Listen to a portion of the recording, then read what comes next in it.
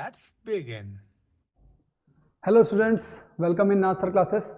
और I hope कि आप लोगों की जो तैयारी है बोर्ड्स की वो बहुत अच्छी चल रही है और आप लोगों का जो रिस्पांस है मेरे चैनल पे, मेरी वीडियोस पे बहुत अच्छा रहा और उसकी वजह से मुझे एक एनर्जी मिलती है कि मैं बैक टू बैक आपको जो सारे चैप्टर्स हैं उनको कवर कराने की पूरी कोशिश करूँ। दूसरी चीज़ ये कि अभी जो हम लोग पढ़ रहे हैं वो है अर्थमेटिक प्रोग्रेशंस, और अर्थमेटिक प्रोग्रेशंस में मैंने आपको ये समझा दिया है कि अर्थमेटिक प्रोग्रेशन क्या होता है। हमने ये देख लिया कि कौन कौन से केसेस ऐसे हैं जो कि अर्थमेटिक प्रोग्रेशंस को फॉर्म करते हैं। कुछ कैसे केसेस भी होते हैं जो कि अर्थमेटिक प्रोग्रेशंस में नहीं आते हैं। ठीक है, कुछ डेफिनेट एग्जांपल्स के साथ मैंने उसको आपको जो है एक तरीके से फॉर्म करके दिखाया है कि कौन से अर्थमेटिक प्रोग्रेशन में आ रहे हैं और कौन से नहीं आ रहे हैं। आज का जो है पॉइंट वो है कि हमारा nth टर्म क्या हुआ कि हमारा nth टर्म क्या है। ठीक है, जैसे देखो यहाँ पे एक छोटा सा एग्जांपल लेते हैं। एग्जांपल है कि मैं आपके सामने एक टेबल लिख रहा हूँ 2 की, 2 4 6 8 10 12 14 16 18, इस तरीके से मैंने 2 की टेबल लिख ली है। अब मैं पूछूँ कि जो 2 है वो इस टेबल में कौन से नंबर पे है, तो वो नंबर पे है फर्स्ट नंबर पे है। ठीक है, फिर 4 कौन से नंबर पे है, तो 4 आपका सेकंड नंबर पे है। ऐसे 6 आपका थर्ड नंबर पे हो गया, 8 आपका फोर्थ नंबर पे हो गया, 10 आपका फिफ्थ नंबर पे हो गया, 12 आपका सिक्स नंबर पे हो गया एंड 14 आपका सेवन्थ नंबर पे हो गया। इसी तरीके से आगे ये चलते रहेंगे। ठीक है, ऐसे में ये तो एपी आपकी फर्स्ट हो गई, ये हो गई आपकी फर्स्ट एपी। एक और मैं एपी ले ले रहा हूँ और उसमें मैं 3 की टेबल ले रहा हूँ, 3 6 9 12 15 18 देन 21 24, इस तरीके से ये टेबल हो गई।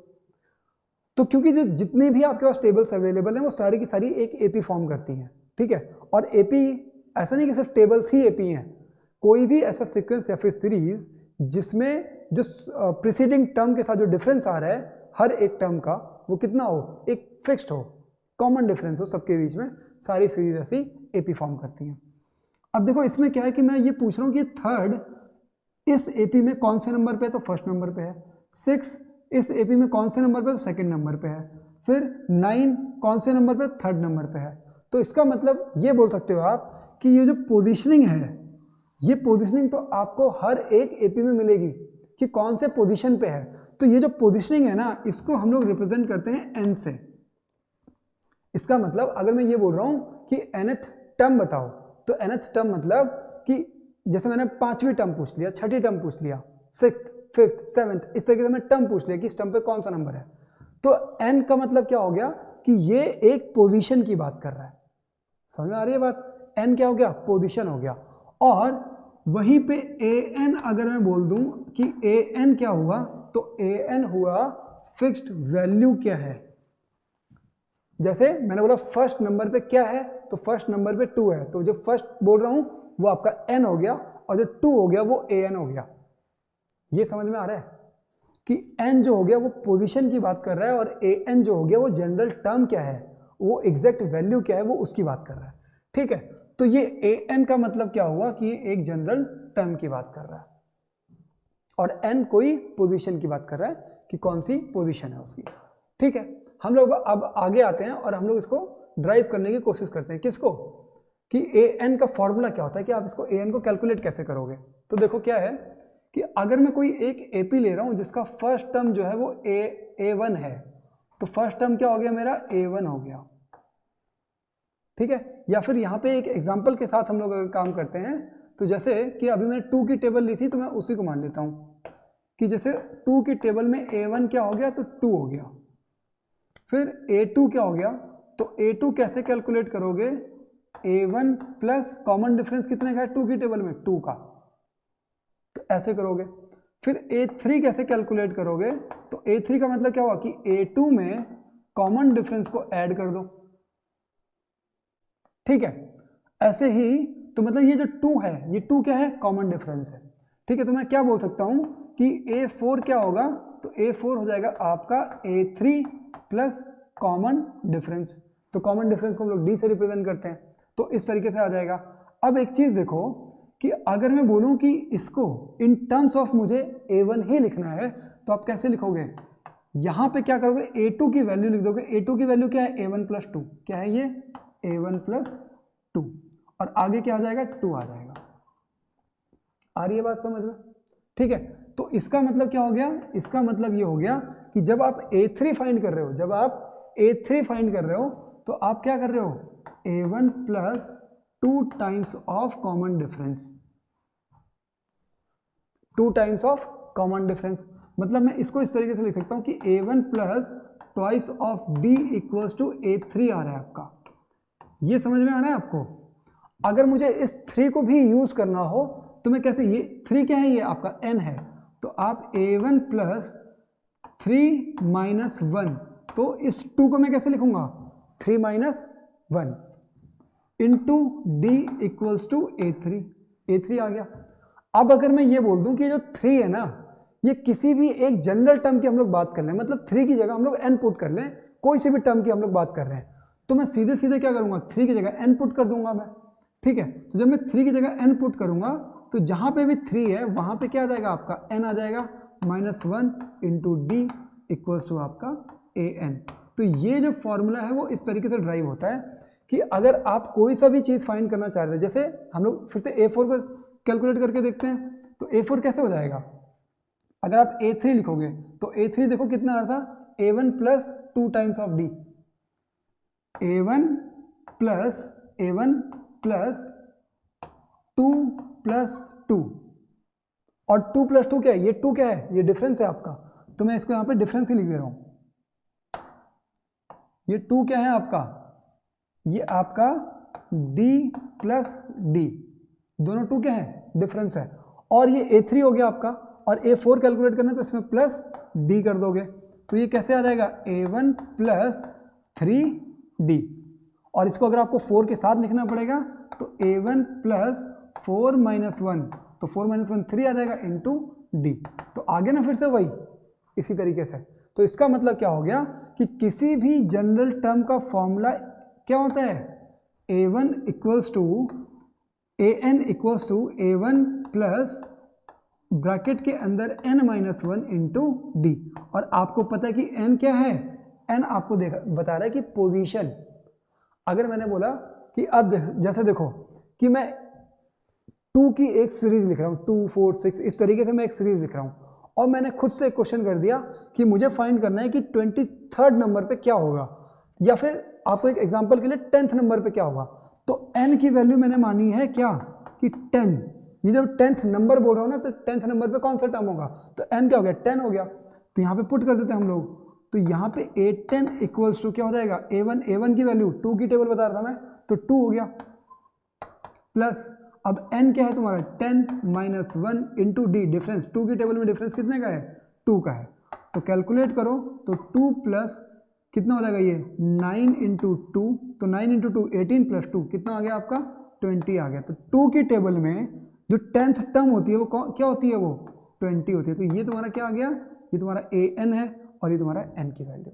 तो इस तरीके से हम लोग अप्लाई करते हैं और इस तरीके से आपका जो फॉर्मूला है वो फॉर्म हुआ है।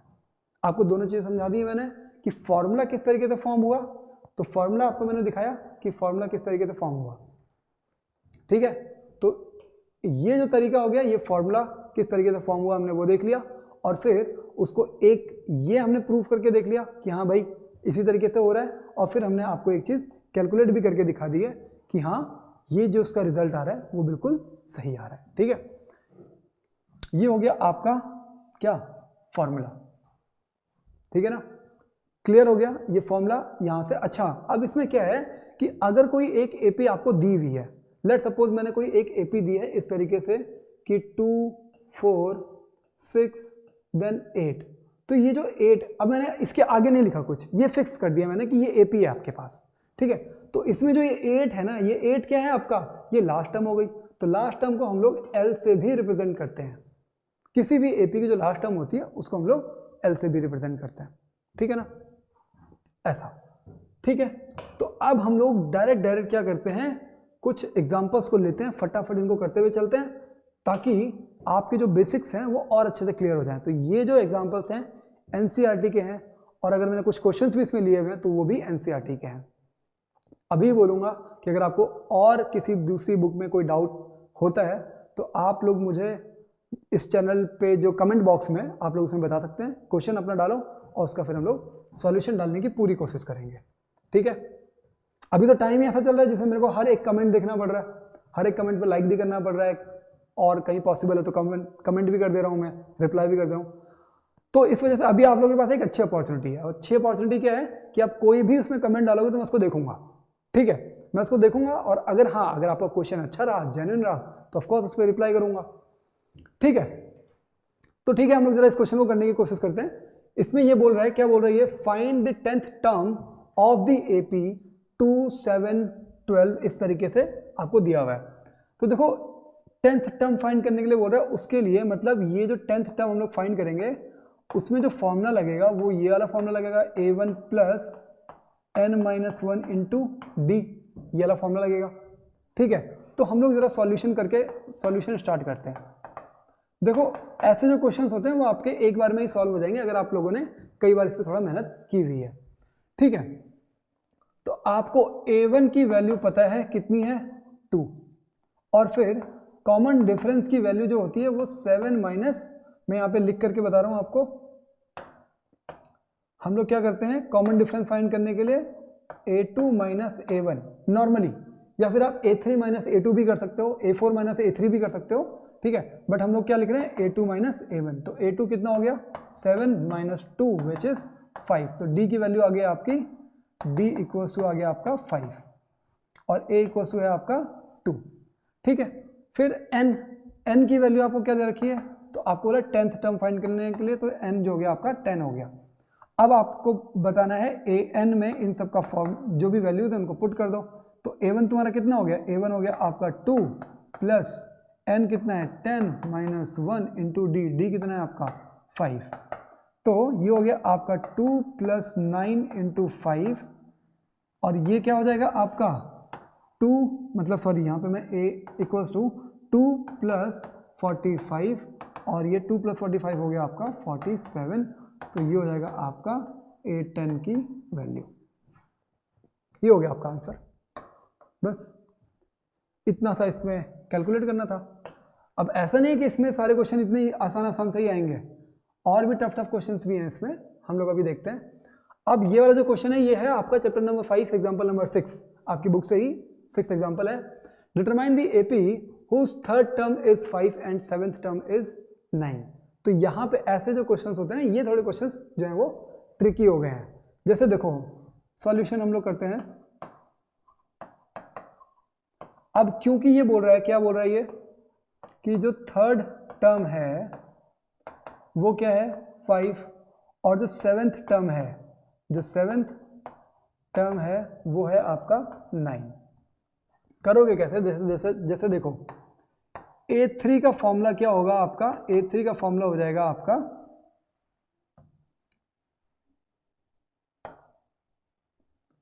a3 का आपका फॉर्मूला होगा क्या, a1 प्लस 2d। ठीक है, a1 प्लस 2d, और यहाँ पे a3 की वैल्यू कितनी बता रहा है ये, a1 प्लस 2d की वैल्यू ये बता रहा है आपका 5। इसको मान लो आप लोग फर्स्ट इक्वेशन। ठीक है, सेकंड इक्वेशन में वो a7 की वैल्यू बता रहा है। a7 की वैल्यू क्या हो जाएगी आपकी a1 plus n-1 into D से, तो ये हो जाएगी आपकी a1 प्लस n कितना है 7 माइनस 1 इंटू डी, मतलब ये बता रहा है आपका a1 प्लस 6d की वैल्यू आपको बता रहा है, कितनी बता रहा है वो 9 बता रहा है। तो ये जो आपका है ये आपका सेकंड इक्वेशन आ गया। ठीक है, अब क्या करो कि सेकंड इक्वेशन में से फर्स्ट इक्वेशन को माइनस कर दो। ठीक है, तो सेकंड इक्वेशन में से फर्स्ट इक्वेशन को माइनस कर दो। क्या लिखोगे यहाँ पे, subtracting equation first from equation second. ठीक है, तो सेकंड इक्वेशन क्या है आपकी, a1 plus 6d equals to 9, और फर्स्ट इक्वेशन क्या है आपकी a1 plus 2d equals to 5, और मैं क्या कर रहा हूँ सब्ट्रैक्ट कर रहा हूँ, तो मतलब ये साइन चेंज रहेंगे, ये प्लस का साइन है माइनस का हो जाएगा, ये प्लस का साइन है ये भी माइनस का हो जाएगा, और ये प्लस का साइन है ये भी माइनस का हो जाएगा। अब देखो ये प्लस है ये माइनस है, कैंसिल हो गया, ये प्लस ये माइनस, तो यहाँ पे ये 4d आ गया, ठीक है, और ये प्लस और ये माइनस, तो ये आ गया आपका 4। तो d इक्वल्स टू कितना आ जाएगा 4/4 which is d equals to 1। कितना आ रहा है 1 आ रहा है। तो d अगर 1 आ गया तो क्या बोला, determine the AP whose third term. तो देखो डिफरेंस कितने का है, डिफरेंस है आपका 1 का, ठीक है, और थर्ड टर्म, तो थर्ड टर्म बोल रहा है, तो थर्ड टर्म क्या है आपका, थर्ड टर्म है आपका 5, और कॉमन डिफरेंस कितने का है 1 का है, तो 5 में से 1 माइनस करोगे तो 4 आ जाएगा, इसमें से 1 माइनस करोगे तो ये 3 आ जाएगा, फिर इसमें 1 प्लस करोगे तो ये 6 आ जाएगा, फिर 7 आ जाएगा, फिर 8 आ जाएगा, 9 आ जाएगा। अब देखो जरा first second third seventh term आपका 9 है, सही आ रहा है इसका मतलब। तो इस तरीके से ये क्वेश्चन जो है वो आपको करना था। ये हो गई आपकी वो AP, ठीक है। अभी यहाँ से डाउट्स एकदम क्लियर हो रहे हैं, मतलब ये इस क्वेश्चन के जो भी डाउट्स रहे होंगे अगर आपके, तो वो क्लियर हो गए होंगे। अब हम लोग नेक्स्ट क्वेश्चन पे चलते हैं।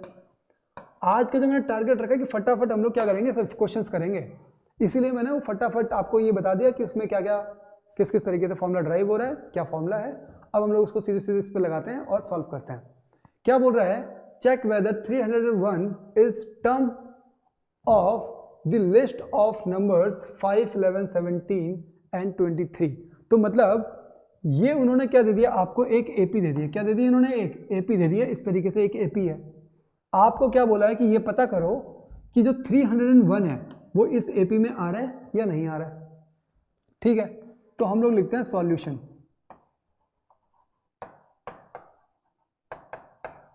ठीक है।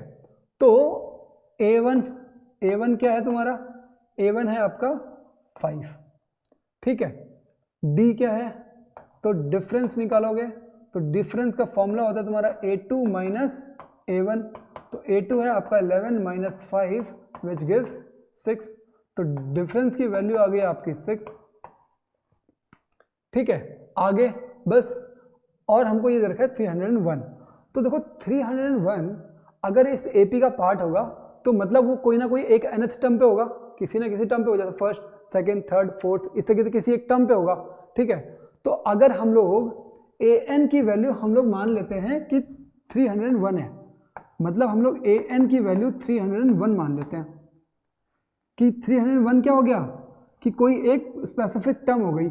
हमको ये नहीं पता कि वो कौन सी टर्म है, तो अगर वो किसी एक पर्टिकुलर टर्म पे अगर आ जाता है तुम्हारा, मतलब n की अगर एक पूरी कंप्लीट वैल्यू आ जाती है, जैसे 6th 7th 8th 9th 10th 11th 100th भी आ जाती है, तो मतलब एक फिक्स्ड वैल्यू अगर n की आ जाती है, तो इसका मतलब कि 301 जो है वो एक नंबर इस AP में एक नंबर है। अगर आता है आपका 99.8, तो इसका मतलब कि वो फिक्स्ड नंबर नहीं आ रहा है ना, मतलब अगर मैं बोलूँ कि 1.5th टर्म कौन सी होती है, तो 1.5th टर्म तो होती नहीं कुछ, या फिर फर्स्ट होती है या फिर सेकंड होती है, तो इनके बीच का कोई फ्रैक्शनल नंबर नहीं आना चाहिए, ठीक है। तो अगर हम लोग इस तरीके से करके रखते हैं और n की वैल्यू अगर पूरा एक कंप्लीट नंबर आ जाती है, क्या आ जाती है, कंप्लीट नंबर आ जाती है, तो इसका मतलब अगर ये पूरा एक कंप्लीट नंबर आ जाता है, इसका मतलब कि ये उस AP का पार्ट है। अगर n की वैल्यू किसी फ्रैक्शन में आती है तो इसका मतलब वो उस AP का पार्ट नहीं है। सॉल्व करके देखते हैं अब। तो AN की वैल्यू मैंने कितनी मानी है, 301 मान ली है, जिसमें n की वैल्यू हमें नहीं पता, और A1 क्या है तुम्हारा, A1 है तुम्हारा 5 प्लस n की वैल्यू नहीं पता -1 इंटू D, डिफरेंस आपका कितना है, तो डिफरेंस है आपका 6। सॉल्व करते हैं इसको, तो 301 ये आ गया इधर -5 इक्वल्स टू यहाँ पे हो गया आपका 6n माइनस 6 भी आपका इधर आ जाएगा, तो ये प्लस का हो जाएगा।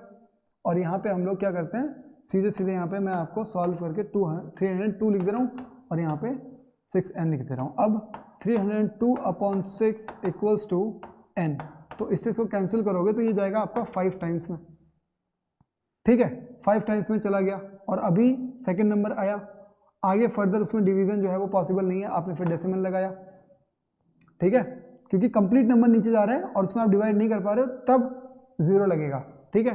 फिर कितना 20 होगा, तो 20 में फिर कितने टाइम्स में जाएगा, फिर ये 3 टाइम्स में जाएगा। तो ये n की जो वैल्यू आ रही है वो वैल्यू आ रही है आपकी 50.3।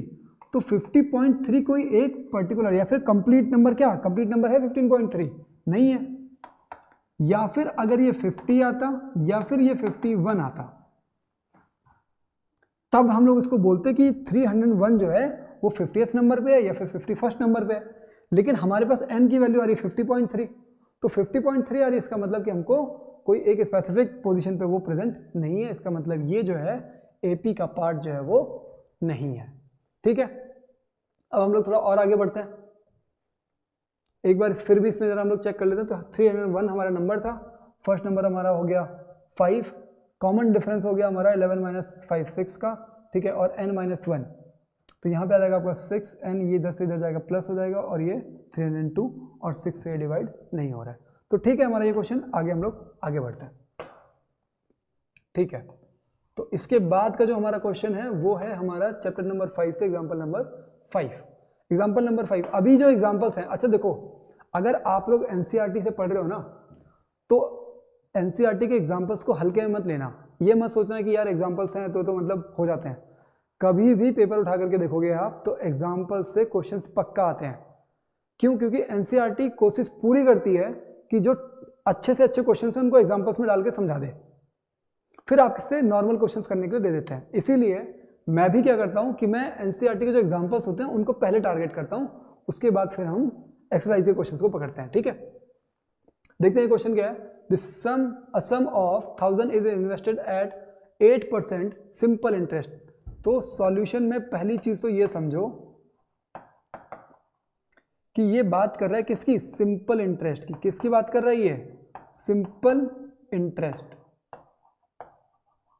और सिंपल इंटरेस्ट का फॉर्मूला क्या होता है? सिंपल इंटरेस्ट का फॉर्मूला होता है PRT अपॉन 100। सिंपल इंटरेस्ट का फॉर्मूला क्या हुआ? PRT upon 100। तो ये SI है, सिंपल इंटरेस्ट का फॉर्मूला है। और फिर अमाउंट का फॉर्मूला क्या होता है? अमाउंट का फॉर्मूला होता है प्रिंसिपल जितना भी है प्लस सिंपल इंटरेस्ट। तो ये दो फॉर्मूले होते हैं जब भी आपको कोई सिंपल इंटरेस्ट का फॉर्म, मतलब सिंपल इंटरेस्ट की जब भी हम लोग बात करते हैं तो वहाँ पे दो फॉर्मूले होते हैं। पहला फॉर्मूला PRT अपॉन 100 और जो दूसरा फॉर्मूला है अमाउंट का फॉर्मूला, वो क्या है? Principal plus simple interest. ठीक है, आगे बढ़ते हैं हम लोग। 8% का पर ईयर, तो मतलब जो रेट ऑफ इंटरेस्ट है, मतलब जो R की वैल्यू है वो है 8%। आगे देखो, interest, calculate the interest at the end of each year. तो हमको ईच ईयर पे इंटरेस्ट जो है वो निकालना है। Do these interest form an AP? If so find the interest at the end of 30 years making use of this fact. आपको सिर्फ इंटरेस्ट बताना है। अब आपको क्या बोला उसने कि हर एक ईयर का आप इंटरेस्ट कैलकुलेट करो। तो जैसे मैं फर्स्ट ईयर का इंटरेस्ट कैलकुलेट कर रहा हूं, तो फर्स्ट ईयर का सिर्फ सिंपल इंटरेस्ट कैलकुलेट करना है। तो सिंपल इंटरेस्ट का फॉर्मूला होता है PRT अपॉन 100। तो प्रिंसिपल अमाउंट कितना है? प्रिंसिपल अमाउंट इसने बोला 1000 रुपीज, तो ये 1000 हो गया। रेट ऑफ इंटरेस्ट है आपका 8 का, टाइम आपका 1, क्योंकि फर्स्ट ईयर का कैलकुलेट कर रहा हूं, अपॉन 100। तो ये आ गया आपका, इससे ये कैंसिल, और ये आ गया आपका 80। तो ये 80 रुपीज हो गया आपका, ये फर्स्ट ईयर का इंटरेस्ट आ गया। फिर हम लोग सेकेंड ईयर का कैलकुलेट करते हैं। तो सेकेंड ईयर का PRT upon 100 formula, simple interest का फॉर्मूला सेम लगेगा।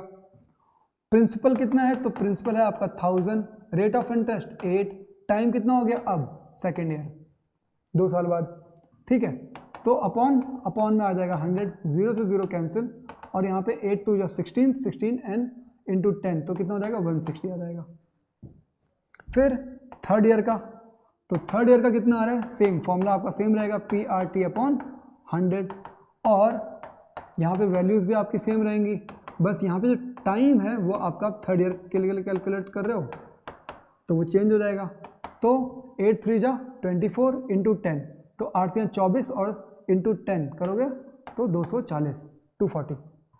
ठीक है, तो अभी एक चीज देखो कि इन दोनों के बीच का डिफरेंस कितना आ रहा है? 80 का डिफरेंस है। इन दोनों के बीच का डिफरेंस कितना है? 80 का है। तो मतलब अगर बात हो किसकी?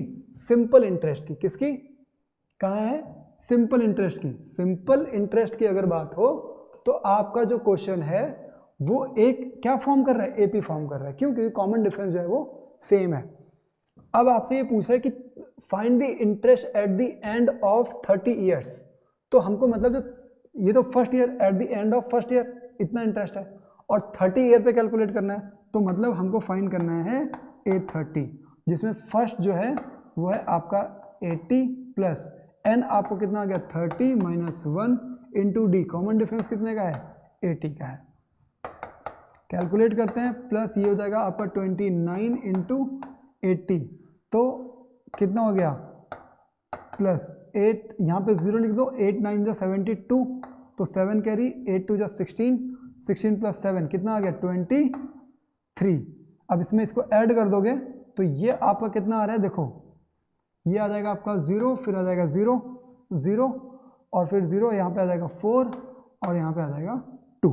ठीक है, तो 830 जो है आपका मतलब 30 साल के बाद आपको जो सिर्फ इंटरेस्ट मिल रहा है, मतलब अगर आपने 1000 रुपीज़ बैंक में जमा किए थे और आपको 30 साल बाद जो सिर्फ इंटरेस्ट मिल रहा है ना, वो आपको कितने का मिल रहा है 2400 का, तो आपको सिर्फ इंटरेस्ट मिल रहा है आफ्टर 30 ईयर्स। ठीक है, अगर आप निकालो कि आपका अमाउंट कितना हो जाएगा, अगर आपसे अमाउंट पूछा होता तो अमाउंट का फॉर्मूला क्या होता है, प्रिंसिपल प्लस सिंपल इंटरेस्ट। तो प्रिंसिपल है आपका 1000 प्लस 2400, मतलब ये हो जाएगा आपका 3। टोटल जो बैंक बैलेंस है अब आफ्टर 30 ईयर्स वो इतना है। आपको क्या कैलकुलेट करना था, आपको ये कैलकुलेट करना था, आपका आंसर यहां पे सॉल्व हो गया था।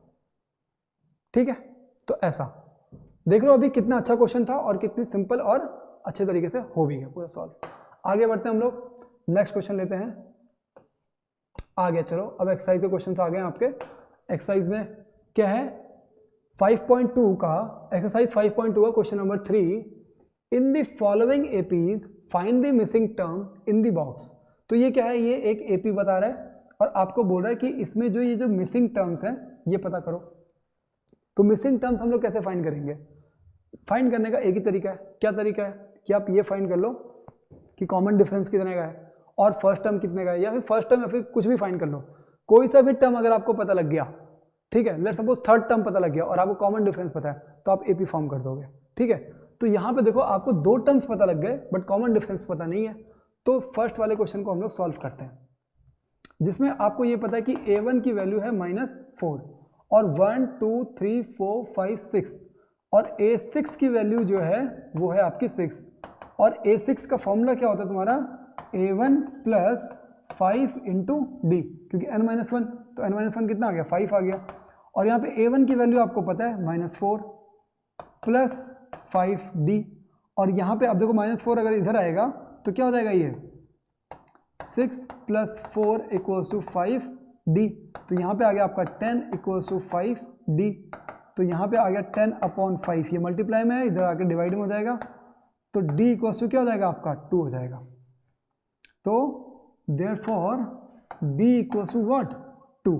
तो अगर d आपको 2 पता लग गया है, वो भी किस में है प्लस में है, तो अब देखो -4 आ गया पहला और इसमें 2 प्लस कर दो तो कितना आ जाएगा -2 आ जाएगा, फिर इसमें 2 प्लस कर दो तो 0 आ जाएगा, फिर इसमें 2 प्लस कर दो 2 आ जाएगा, फिर 4 आ जाएगा, फिर 6 आ जाएगा। तो लास्ट में 6 तो आपको गिवन था, तो ये है आपके पास, ये वैल्यूज आपके पास मिसिंग थी, तो ये मिसिंग वैल्यूज ये रही। ठीक है, नेक्स्ट क्वेश्चन पे चलते हैं। तो हम लोग अब क्वेश्चन नंबर 2 को करते हैं। क्वेश्चन नंबर 2 देखो क्या है, यहाँ पे आपको फर्स्ट नंबर नहीं पता है, तो यहाँ पे आपको पता है a2 की वैल्यू क्या है 13 और a4 की वैल्यू क्या है 3। तो a2 की वैल्यू 13 है, तो इसका मतलब क्या हो गया कि हाँ, यहीं से हम लोग इसको आगे करते हैं। a2 का फॉर्मूला क्या होता है, a2 का फॉर्मूला हो जाएगा आपका a1 plus D, a1 plus D और a1 plus D equal to कितना है तुम्हारा 13। तो इसको हम लोग क्या मान लेते हैं, फर्स्ट इक्वेशन मान लेते हैं। और फिर दूसरा आपको क्या पता है a4 पता है, तो a4 इक्वल टू कितना होता है तुम्हारा a1 प्लस 3d और ये तुम्हारा कितना है, ये है तुम्हारा 3। आप क्या करो कि सेकंड वाली इक्वेशन में से फर्स्ट वाली इक्वेशन को माइनस कर दो, तो जब सेकंड वाली में से फर्स्ट वाली को माइनस करोगे तो कितना आ जाएगा, देखो a1 plus D equals to 13, ये माइनस का ये माइनस का ये माइनस का, क्योंकि सारे प्लस के साइन थे और हमको सब्सट्रैक्ट करना है, सब माइनस के हो जाएंगे। अब ये प्लस है ये माइनस है, तो इससे ये कैंसिल, ये प्लस और ये माइनस, ये क्या है माइनस है, तो 3d माइनस डी, तो यहाँ पे आ जाएगा आपका 2d इक्वल्स टू ये माइनस का है ये प्लस का है, तो -13 -3 प्लस 3 कितना हो जाएगा ये -10। अब इसका मतलब कि जो d की वैल्यू आ रही है, जो d की वैल्यू आ रही है वो कितनी आ जाएगी आपकी -10/2 विच इज -5।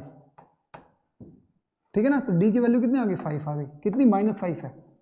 अब -5 है तो देखो यहाँ पे क्योंकि ये -5 है, ये क्या है -5, और अगर आपको इससे पहला टर्म फाइंड करना है तो आप इसमें से डिफरेंस को क्या करोगे माइनस करोगे। तो देखो जो फर्स्ट टर्म मतलब जो फर्स्ट टर्म आएगी मतलब जो a1 आएगा वो क्या आएगा 13 -5। ठीक है, 13 माइनस डी और डिफरेंस कितना है -5 का, तो ये कितना आ जाएगा 13 माइनस माइनस क्या हो जाएगा प्लस हो जाएगा +5 विच इज 18। तो यहाँ पे पहला नंबर क्या आ जाएगा आपका 18 आ जाएगा। अब इसके बाद वाला नंबर कैसे फाइंड करोगे, तो डिफरेंस को ऐड कर दो। तो a3 को फाइंड करने के लिए क्या करोगे a2 प्लस डिफरेंस। तो a2 कितना है आपका 13 प्लस डिफरेंस कितना है -5 का, तो ये कितना आ जाएगा, ये आ जाएगा आपका 13 -5 और 13 - 5 कितना होता है आपका 8। तो यहाँ पे आपका क्या आ जाएगा, यहाँ पे आ जाएगा आपका 8। तो इस तरीके से जो ये वाले दो क्वेश्चन थे इस तरीके से इनको सॉल्व करेंगे। अब हम लोग आगे बढ़ते हैं, और भी क्वेश्चंस हैं। क्वेश्चंस आज बहुत सारे उठाए हुए हैं, ठीक है, जरा देखते हैं बस मतलब कहाँ तक ये क्वेश्चन चलते रहते हैं। ठीक है, आज क्या है कि एपी का मतलब ये जो 5.2 एक्सरसाइज है, 5.2 एक्सरसाइज आज लगभग पूरी खत्म हो जाएगी। ठीक है, मैं उसके साथ चल रहा हूँ, मतलब इस प्रिपरेशन के साथ चल रहा हूँ कि ये पूरी एक्सरसाइज खत्म हो जाए। ठीक है, अच्छा एक्सरसाइज के भी जो मैंने क्वेश्चंस पिक किए हुए हैं ना, वो क्वेश्चंस मैंने टारगेट किए हुए हैं कि जो इंपॉर्टेंट और अच्छे क्वेश्चंस हैं। ठीक है, जैसे क्वेश्चंस आपको बोर्ड्स में देखने के लिए मिलते हैं, मैंने वैसे क्वेश्चंस को पिक किया हुआ है।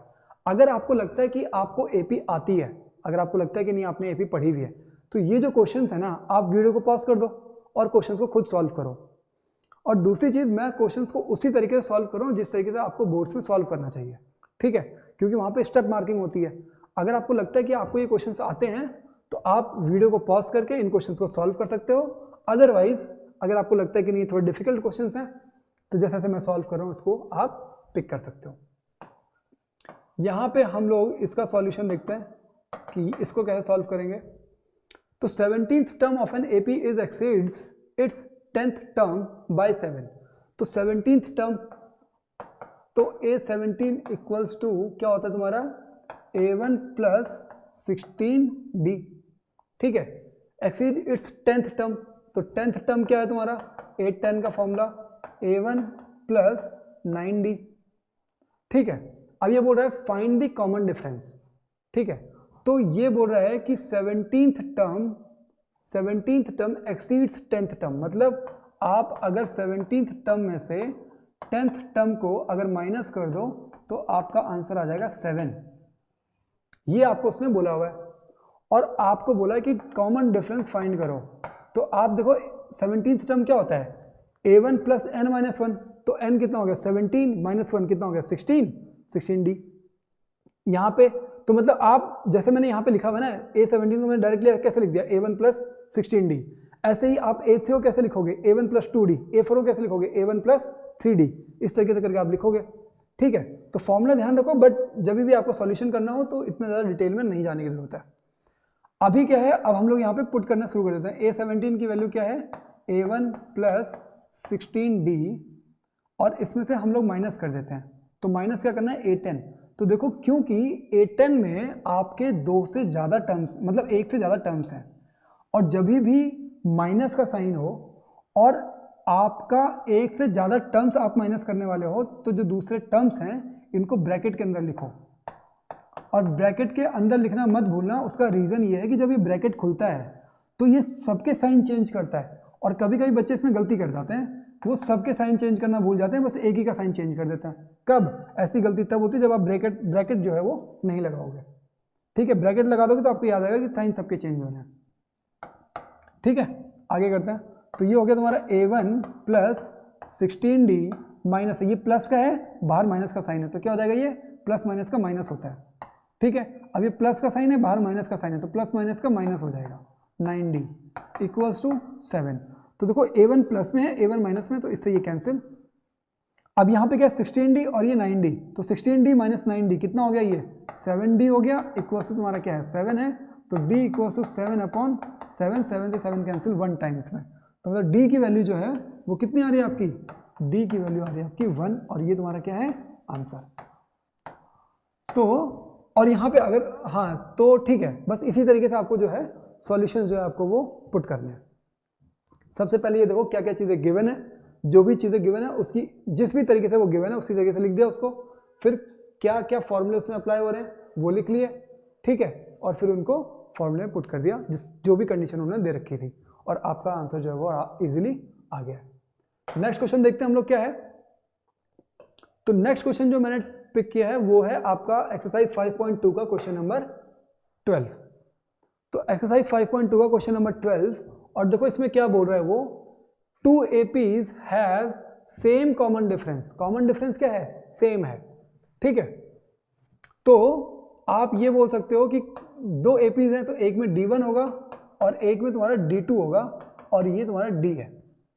2 APs थे, 2 APs हैं तो A1 अलग होगा, दोनों का फर्स्ट टर्म अलग अलग होगी और दोनों का डिफरेंस भी अलग अलग होगा, 2 APs हैं, बट इन्होंने बोला कि उनका कॉमन डिफरेंस जो है वो सेम है, तो मतलब D1 जो है वो D2 के इक्वल है, मतलब वो D हो गया।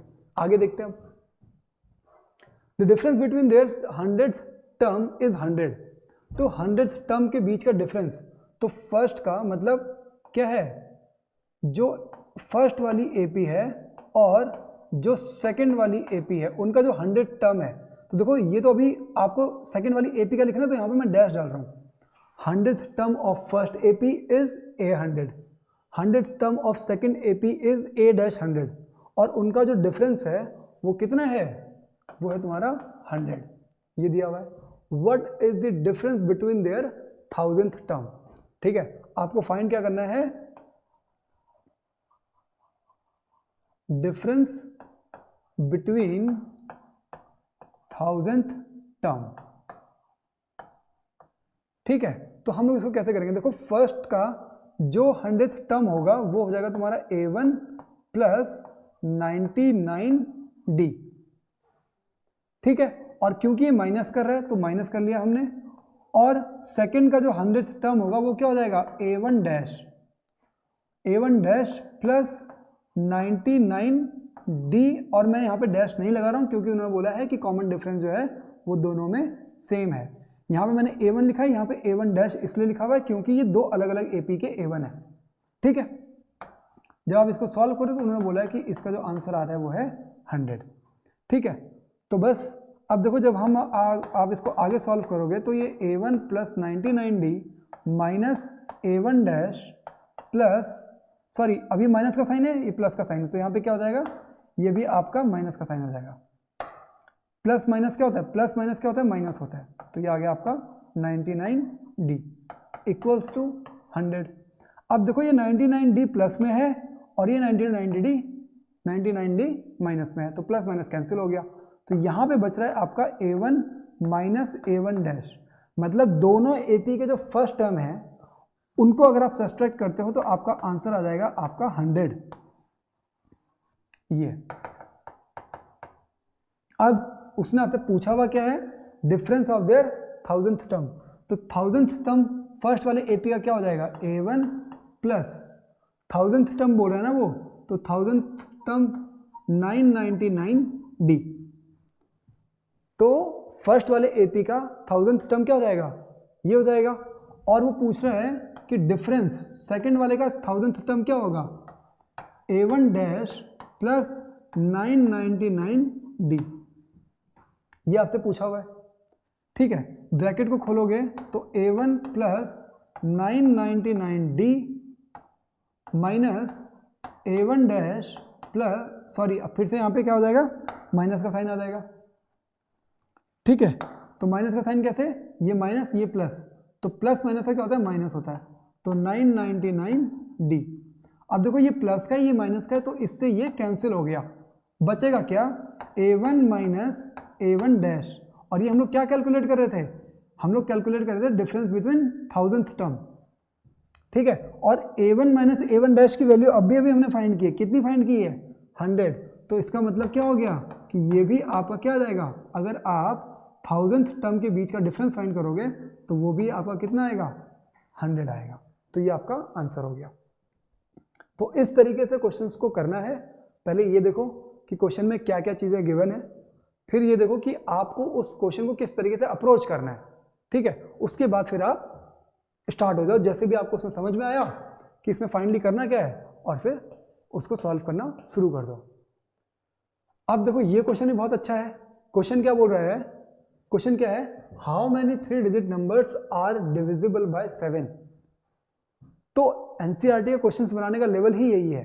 वो स्टार्टिंग में बहुत अच्छे क्वेश्चन, बहुत इजी क्वेश्चन डाल दिए, बाद में उन्होंने बहुत अच्छे क्वेश्चन डाले होंगे, बहुत मतलब थोड़े जिसमें अच्छा दिमाग लगाना पड़े। मैं क्वेश्चंस को डिफिकल्ट नहीं बोलूँगा, ये बोलूँगा कि क्वेश्चंस अच्छे होते हैं, वो उसमें आपको दिमाग अच्छे से लगाना पड़ता है, मतलब आपको डिटेल में जाकर के सोचना पड़ता है कैसे कैसे कर सकते हैं।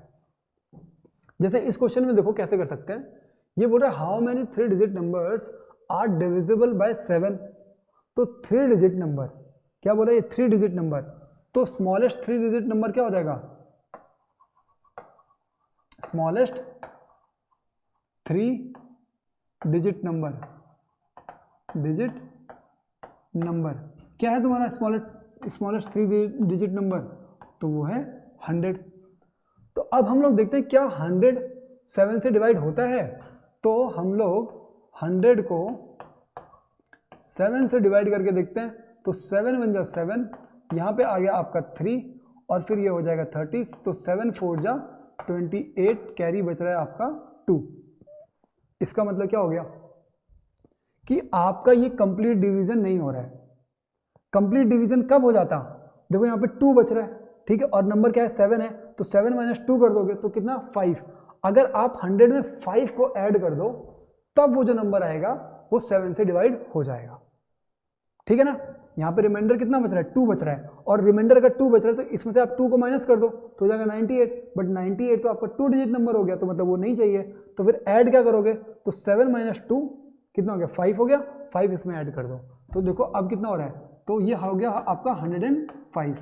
तो अब डिवाइड करके देखो 7 से, तो 7 बन जा 7, ये आ गया आपका 3, ये हो गया आपका 35, और 7 5 जो हो गया आपका 35। इसका मतलब कि 105 स्मॉलेस्ट 3 डिजिट नंबर है। 105 क्या है, smallest 3 digit number which is divisible by 7। तो मतलब वो एपी क्या बन जाएगी आपकी 105, देन 112, देन 119। तो इस तरीके से ये एपी बन जाएगी। अब आपसे पूछ रहा है ये तो क्या, हाउ मैनी 3 डिजिट नंबर, तो जो पहला नंबर है वो कितना है 105 है, जो कि 3 डिजिट है और 7 से डिवाइड हो रहा है। अब आप लास्ट नंबर देख लो कि लास्ट नंबर कौन सा है। तो लास्ट नंबर हम लोग देखते हैं कि कौन सा है आपका। तो लास्ट मतलब जो लार्जेस्ट 3 डिजिट नंबर आपका होता है, लार्जेस्ट 3 डिजिट नंबर, तो लार्जेस्ट 3 डिजिट नंबर क्या है आपका 999। कितना है 999। तो अब ये देखो कि क्या ये 999 7 से डिवाइड होता है, तो 999, तो 7 बन जा 7, 2 यहाँ पे हो गया आपका 29, 7 4 जा आपका हो गया 28, 1 फिर यहाँ पे हो गया 9, और 7 2 जा हो गया आपका 14, और यहाँ पे बच रहा है 5।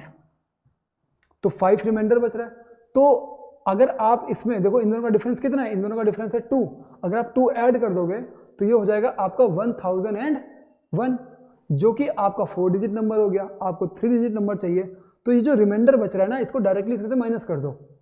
तो जब आप इसको माइनस कर दोगे तो आपको जो नंबर आएगा वो आ जाएगा 994। कितना आ जाएगा 994, जो कि 7 से डिवाइड होगा। बट एक बार चेक कर लेता हूँ, मैं आपको चेक करके दिखा रहा हूँ, आपको वहाँ पे चेक करने की जरूरत है नहीं। 7 1 जा 7, यहाँ पे हो गया 2, ये हो गया 29, और फिर यहाँ पे 7 4 जा 28 हो गया, और यहाँ पे 1 तो ये 14, और 7 2 जा 14। तो 994 जो है वो लास्ट नंबर होगा। अब आपको ये देखना है कि 994 इस एपी में कौन से नंबर पे आ रहा है। तो देखो नंबर कितना है 994, तो 994। AP का फर्स्ट नंबर क्या है 105, तो ये आ गया आपका 105 प्लस n, हमको n नहीं पता, वही हमको कैलकुलेट करना है, तो n minus 1 into d, difference कितने का है, तो डिफरेंस कितने का 7 का है। ठीक है, आप इसको सॉल्व करोगे तो ये प्लस में है, इधर आकर के माइनस हो जाएगा, तो यहाँ पे बचेगा आपका 9, 8 और फिर 889 इक्वल्स टू यहाँ पे हो जाएगा आपका 7n माइनस 7, ये 7 इधर आकर के प्लस हो जाएगा, तो ये हो जाएगा 896 इक्वल्स टू 7n। अब 896 तो यहाँ पे क्या हो जाएगा, ये हो जाएगा तुम्हारा 896 अपॉन 7 इक्वल्स टू n, तो 7 से इसको कैंसिल करो 1 टाइम्स में, देन कितना हो रहा है 19, तो 2 टाइम्स में कितना हो गया 556, तो ये हो जाएगा तुम्हारा 8 टाइम्स में, तो 128 इक्वल्स टू n। इसका मतलब कि ये जो AP है जिसमें फर्स्ट टर्म 105 है जो कि 7 से डिविजिबल है, और इसका जो लास्ट टर्म है इस AP का 3 डिजिट नंबर जो कि 994 है जो कि 7 से डिविजिबल है, और वो कौन से नंबर पे आ रहा है 128 नंबर पे आ रहा है। इसका मतलब कि कितने नंबर है 3 डिजिट नंबर जो कि 7 से डिवाइड हो जाएंगे, जिसमें पहला नंबर कौन सा हो जाएगा, ये 3 डिजिट नंबर चाहिए था आपको, तो 105 हो जाएगा, और जो सबसे लार्जेस्ट 3 डिजिट नंबर है वो 994 हो जाएगा। तो ये देखो कि पहला टर्म तो ये हो गया और लास्ट टर्म ये हो गया, तो ये देखो कि लास्ट टर्म कौन से नंबर पे आ रहा है, तो लास्ट टर्म आ रहा है तुम्हारा 128 नंबर पे। इसका मतलब कि टोटल नंबर कितने हैं जो कि 3 डिजिट नंबर है जो कि 7 से डिवाइड होंगे, 128 नंबर। तो ये क्वेश्चन थोड़ा अच्छा था। अगर आपको इस क्वेश्चन में अभी भी डाउट है, अगर आप मुझसे दोबारा पूछोगे तो मैं क्या बोलूँगा, मैं वही सारी चीज़ दोबारा बोलूँगा जो मैंने अभी तक बताई हैं।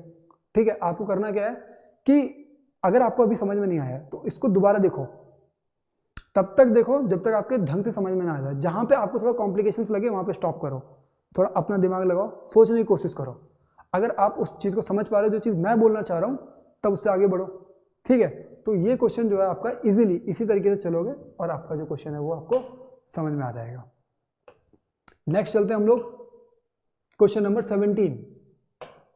क्वेश्चन नंबर 17 क्या है, ये बोल रहा है find the 20th term from the last term of the AP।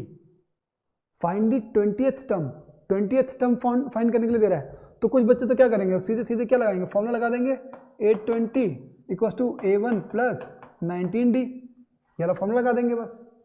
But ये तो करना नहीं था। करना क्यों नहीं था, ये इसलिए नहीं करना था क्योंकि AP तो आपकी AP तो यही है, लेकिन इसने पीछे से पूछा हुआ है लास्ट टर्म।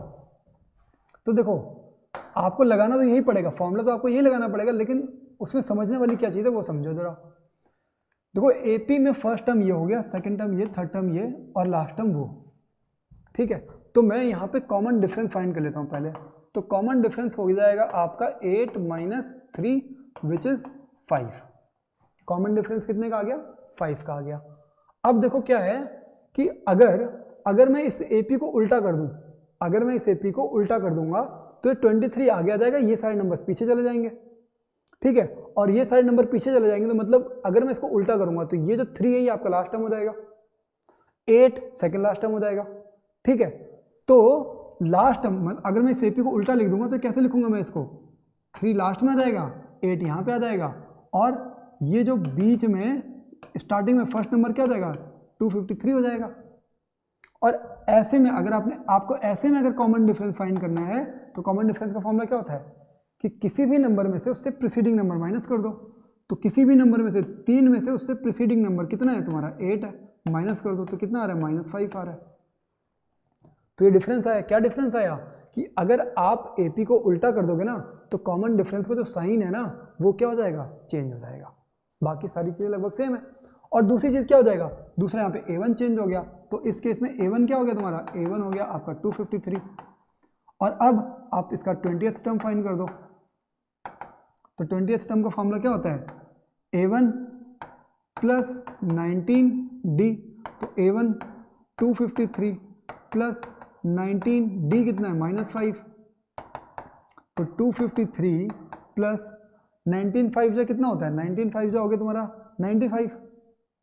ठीक है, तो ये आ जाएगा आपका माइनस में, माइनस कितना 95।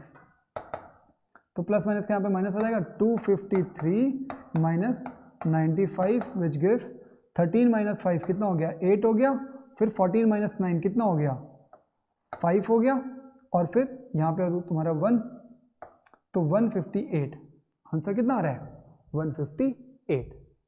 अभी आ रहा है सब समझ में सब कुछ, कोई दिक्कत तो नहीं। मैंने क्या किया, उसने वैसे फ्रॉम द लास्ट टाइम पूछा हुआ था, तो मैंने क्या किया, मैंने एपी को उल्टा कर दिया। जब मैं एपी को उल्टा कर दूंगा एपी को, तो जो लास्ट टर्म थी वो फर्स्ट टर्म हो जाएगी मेरी। अब आसान हो जाएगा। दूसरा तरीका भी है इसका, बट ये जो तरीका है ये तरीका सिंपलेस्ट एंड इजी तरीका है, और इसका आंसर ये सही है। आगे बढ़ते हैं। अब है हमारा ये सुब्बा राव वाला क्वेश्चन। देखते हैं जरा आज कितने और क्वेश्चन हैं। चलो ठीक है, आज का तो ये लास्ट क्वेश्चन है, ठीक है। तो आज हम लोग इस लास्ट क्वेश्चन को जरा पूरा सॉल्व कर लेते हैं, ठीक है।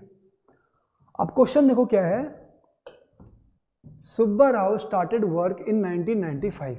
कब, 1995 में। At an annual salary of 5000। क्या है, एनुअल सैलरी, और एनुअल सैलरी कितनी है, 5000, ठीक है। And received an increment of 200 each year. Increment कितने का है, इंक्रीमेंट जो है वो है तुम्हारा 200 का, ठीक है। उसके बाद क्या बोल रहा है, in which year did he his income reach 7000।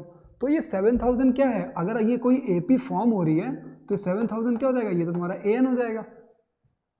और ये तुम्हारा क्या है, ये तुम्हारे हो गए तुम्हारा फर्स्ट टर्म, ठीक है। ये ए एन और ये ए वन, और ये क्या हो जाएगा, ये आपका डी हो जाएगा। आप सीधे सीधे फॉर्मूला पुट कर दो, a n equals to a one plus n minus 1 into d. तो ए एन की वैल्यू कितनी है, ए एन की वैल्यू आपकी 7000 इक्वल्स टू ए वन की वैल्यू कितनी है 5000, और plus n minus 1 into d, difference कितना है आपका 200। ये इधर से इधर आएगा तो ये माइनस हो जाएगा, तो यहाँ पे बचेगा आपका 2000 इक्वल्स टू, यहाँ पे हो जाएगा आपका 200n माइनस 200। ये इधर से इधर आएगा तो ये हो जाएगा 2200 इक्वल्स टू 200n। तो n की वैल्यू हो जाएगी आपकी 2200 अपॉन 200। इससे ये कैंसिल, और यहाँ पे आ रहा है आपका 11। तो इसका मतलब क्या हो गया कि n इक्वल्स टू आ रहा है आपका 11 ईयर्स। तो 11 ईयर्स में उसकी जो सैलरी है वो 7000 हो जाएगी। इन विच ईयर, अब ये क्या पूछ रहा है, इन विच ईयर पूछ रहा है, इन विच ईयर। अगर ये बोलता कि how many years, in how many years, तब तो आपका क्वेश्चन यहाँ तक सही था, इन 11 ईयर्स। बट ये पूछ रहा है इन विच ईयर, तो इन विच ईयर के लिए आपको 995 प्लस 11 करना पड़ेगा। क्या है ये है आपका 11, ठीक है। इसको ऐड कर दोगे तो ये हो जाएगा आपका 5 6, एंड देन ये हो जाएगा 0, ये हो जाएगा आपका 0, और देन यहाँ पे हो जाएगा 2। तो 2006 में उसकी जो सैलरी हो जाएगी वो कितनी हो जाएगी, 2006 में उसकी सैलरी हो जाएगी आपकी कितनी, 7000, ठीक है। तो ऐसा, ठीक है। चलो ठीक है, फिर तो आज का ये क्वेश्चन हो गया हमारा कंप्लीट, ठीक है। नेक्स्ट जो पार्ट है हमारा वो है हमारा sum of nth term of an AP, और उसको हम लोग नेक्स्ट लेक्चर में करेंगे। टिल दैट अभी तक आपके जितने भी क्वेश्चंस मैंने कराए इनको करने का तरीका एक ही है, या फिर इसके बाद भी जो भी मैं पढ़ाऊंगा, जो भी मेरे लेक्चर्स अभी आने वाले हैं अलग अलग चैप्टर्स के, अलग अलग क्वेश्चंस होंगे उसमें। अगर आपको लगता है कि आपको किसी एक चैप्टर के क्वेश्चंस आपको अच्छे से आते हैं, क्या करो, पहले उसको पॉज कर दो, मेरी वीडियो पहले पॉज कर दो, जो भी क्वेश्चन मैंने बोर्ड पे लिखा हुआ है उसको खुद से सॉल्व करने की कोशिश करो। अगर आपका आंसर आ जाता है बुक में मैच करो, फिर ठीक है, फिर आप आगे बढ़ सकते हो।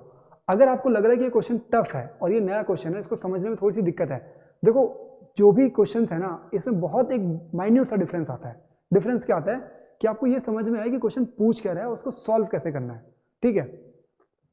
आपने यहाँ पे देखा होगा कि जब मैं क्वेश्चंस को पढ़ रहा होता हूँ ना, थोड़ा सा रुकता हूँ, पॉज लेता हूँ। आप भी यही करो, जब भी आपने क्वेश्चंस को पढ़ा, क्वेश्चन को पढ़ना शुरू करो, दिमाग खुला रखो, दिमाग चलाओ, पढ़ते हुए वर्ड बाय वर्ड को पढ़ो और उसमें सोचो कि क्या बोलना क्या चाह रहा है वो, और उसी समय ये भी सोचो कि आपको सॉल्यूशन कैसे लेकर के आना है। जब आपको ये समझ में आ जाए उस क्वेश्चन को हिट करो और आंसर लेकर के आओ, ठीक है।